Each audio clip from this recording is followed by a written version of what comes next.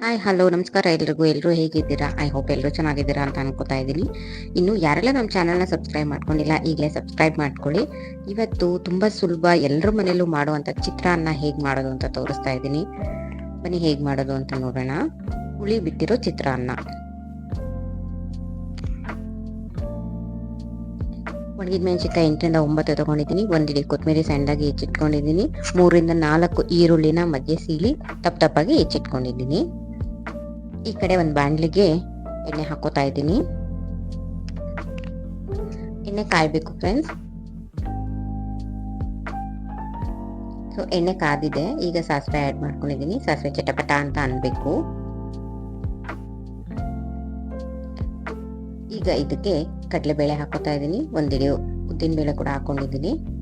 ಕಡಲೆ ಬೀಜ ಹಾಕೊಂಡಿದ್ದೀನಿ. ಚೆನ್ನಾಗಿ ಬಾಡಿಸ್ಕೊಳ್ಳಿ. ಸ್ವಲ್ಪ ಕೆಂಪಾಗಬೇಕು, ಅಲ್ಲಿ ತನಕ ಎಣ್ಣೆಲಿ ಫ್ರೈ ಮಾಡ್ಕೊಳ್ಳಿ.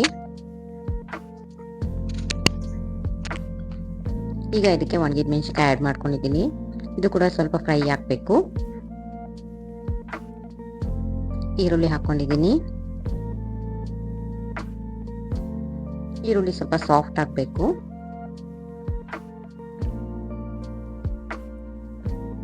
ಲೋ ಫ್ಲೇಮಲ್ಲಿ ಇಟ್ಕೊಳ್ಳಿ ಫ್ರೆಂಡ್ಸ್, ಇಲ್ಲಾಂದ್ರೆ ಎಲ್ಲ ಸೀದೋಗ್ಬಿಡುತ್ತೆ. ಈಗ ಇದಕ್ಕೆ ಉಪ್ಪು ಆ್ಯಡ್ ಮಾಡ್ಕೊತಾ ಇದ್ದೀನಿ. ಉಪ್ಪು ನೋಡ್ಕೊಂಡು ಹಾಕ್ಕೊಳ್ಳಿ, ಬೇಕು ಅಂದರೆ ಹಾಕೋಬೋದು. ಚಿತ್ರಾನ್ನ ಚೆನ್ನಾಗಿ ಆಗಬೇಕು ಅಂದರೆ 3 ಪಾಯಿಂಟ್ ತುಂಬ ಇಂಪಾರ್ಟೆಂಟ್. ಒಂದು ಉಪ್ಪು, ಇನ್ನೊಂದು ಖಾರ, ಇನ್ನೊಂದು ಹುಳಿ. ಈ 3 ಕರೆಕ್ಟಾಗಿ ಇಟ್ಬಿಟ್ರೆ ಚಿತ್ರಾನ್ನ ಯಾರು ಮಾಡಿದ್ರು ತುಂಬಾ ಚೆನ್ನಾಗಿರುತ್ತೆ.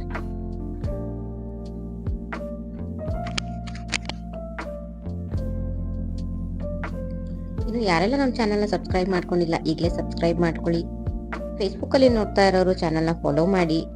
ಈಗ ಇದಕ್ಕೆ ಅರಿಶಿನ ಆ್ಯಡ್ ಮಾಡ್ಕೊಂಡಿದ್ದೀನಿ ಕಲರ್ಗೋಸ್ಕರ. ಇದು ಹಳ್ಳಿಯಲ್ಲಿ ಮಾಡುವಂಥ ಚಿತ್ರಾನ್ನ ಫ್ರೆಂಡ್ಸ್. ನಿಂಬೆ ಹಣ್ಣಿನ ರಸ ಹಾಕೋತಾ ಇದ್ದೀನಿ.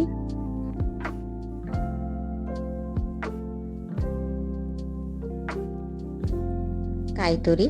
ಹಳ್ಳಿಲಿ ಕಾಯಿ ಇಲ್ದಲೆ ಯಾವ ತಿಂಡಿ ಕೂಡ ಆಗದೇ ಇಲ್ಲ. ಸೊ ಕಾಯಿ ಎಲ್ಲದಕ್ಕೂ ಬೇಕೇ ಬೇಕು. ಅದಕ್ಕೆ ಕಾಯಿ ನಾನು ಕೂಡ ಆ್ಯಡ್ ಮಾಡ್ಕೋತಾ ಇದ್ದೀನಿ.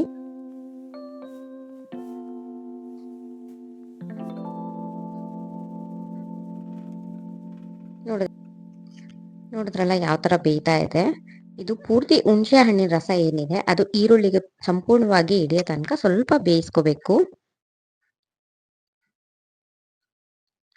ಇದೇ ತರ ಕುಕಿಂಗ್ ವಿಡಿಯೋಸ್ ಡಿಸ್ಕ್ರಿಪ್ಷನ್ ಅಲ್ಲಿ ಹಾಕಿರ್ತೀನಿ, ಹೋಗಿ ಒಂದ್ಸತಿ ಚೆಕ್ ಮಾಡಿ.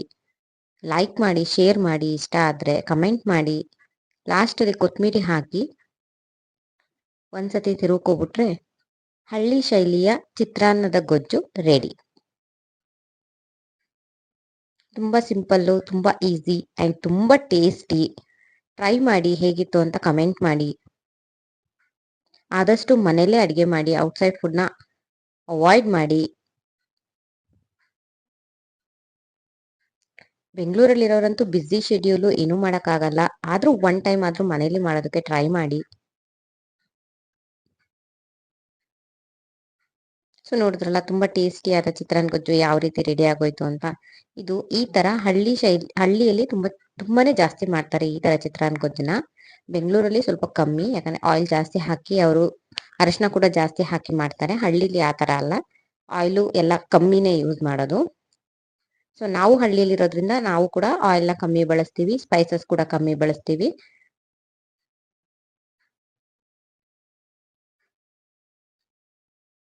ಸೊ ನೋಡಿದ್ರಲ್ಲ ಫ್ರೆಂಡ್ಸ್, ಎಷ್ಟು ಈಸಿಯಾಗಿ ಚಿತ್ರಾನ್ನ ಗೊಜ್ಜು ರೆಡಿ ಆಗೋಯ್ತು ಅಂತ. ಇದನ್ನ ಬಿಸಿ ಅನ್ನದ ಜೊತೆ ಹಾಕೊಂಡು ಮೇಲೆ ಸ್ವಲ್ಪ ಮೊಸರು ಹಾಕೊಂಡು ತಿಂತಾ ಇದ್ರೆ ತುಂಬಾನೇ ಚೆನ್ನಾಗಿರುತ್ತೆ.